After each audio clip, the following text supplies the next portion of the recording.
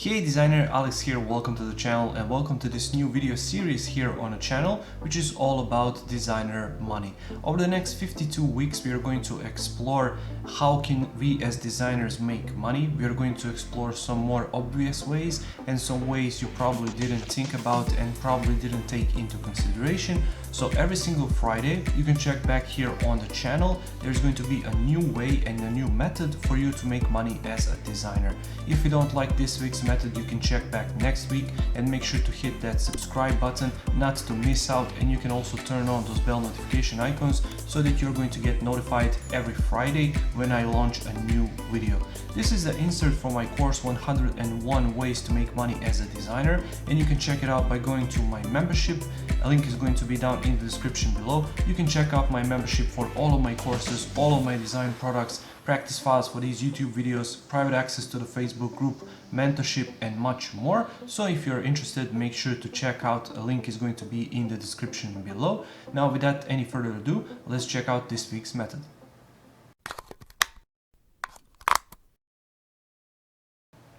This week's method is to offer value-based pricing. Now, value-based pricing is a bit different than charging by the hour and charging by the project, because you are charging by the actual value you're going to provide to your clients. Christo is master at this, and I would really recommend for you to check the future channel and to check what Christo has to say about it, because I think he's really the best at this. But at very basics, you're going to approach to your clients and simply ask them how much money, for example, they made in their business the last year and how much of it came through their website, for example. So if you're a website designer, you can find different ways to optimize that website to increase their revenue even more. So you can set some targets up. For example, if I increase your revenue through the website in the first 3 months by 10%, how much of that is worth to you? They can say the price, and you can take, for example, 10% out of that price and include it into overall deal. Once again, you can watch Christo's videos on this, because they based almost their entire channel on the value-based pricing, and I think it's really a fantastic way for you to make some money. And really the best way for designers to make money on this, I think, is to just see where your client is. If your client is huge client and this company with, I don't know, thousands of employees, I don't think that this approach works well when you are a freelancer. But when you are a freelancer and working with smaller clients, you can really invest in that approach and really learn more about it and what you can do for them. Also, in this value-based pricing, you can include something like social media graphics or logo templates or stuff like that that they didn't consider before. So basically, the biggest value possible you can provide to them, the more return is going to bring to them and to their business. So therefore, you can charge more based on the value you are providing.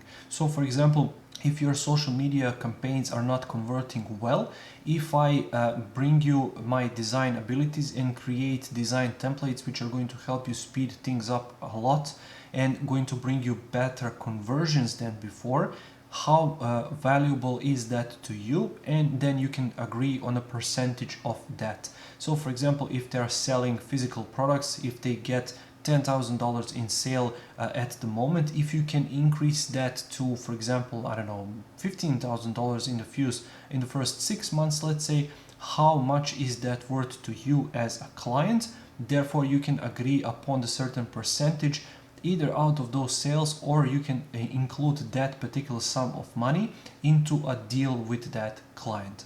Once again, and I'm repeating myself right here, you can watch Christo and Future to learn more. I will leave some links down in the description below. But basically, value-based pricing is not for everybody.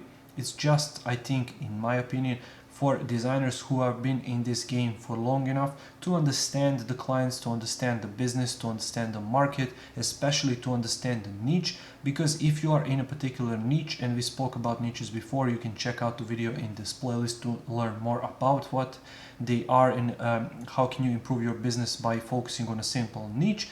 But basically, if you are in a particular niche and you understand it and you are pro with it, then there is a great leverage at your side because you can negotiate better value and better prices with your potential clients because you position yourself as an expert in that niche. But value-based pricing can bring you a lot of money in the future, but you have to know what you are doing and you have to approach it in certain way with certain clients. Once again, not everybody is going to agree to this, but with certain clients so that you can take maximum out of this approach. Thank you for watching this video. I really hope you found some value in it. If you did, make sure to press that like button.